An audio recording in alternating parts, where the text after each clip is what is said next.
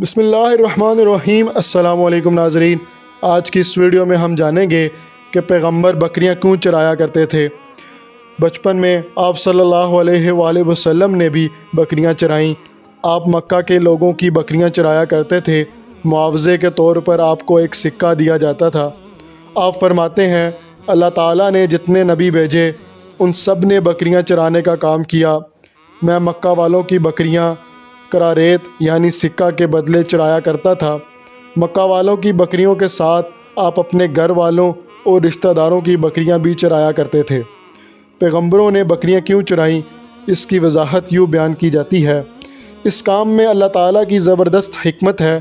بکریاں کمزور جانور ہیں، لہٰذا جو شخص بکریاں چرایا کرتا ہے اس میں قدرتی طور پر نرمی، محبت اور انکساری کا جذبہ پیدا ہو جاتا ہے۔ ہر کام اور پیشے کی کچھ خصوصیات ہوتی ہیں۔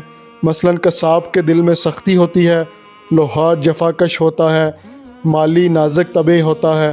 اب جو شخص بکریاں چراتا رہا، جب وہ مخلوق کی تربیت کا کام شروع کرے گا تو اس کی طبیعت میں سے گرمی اور سختی نکل چکی ہوتی ہے۔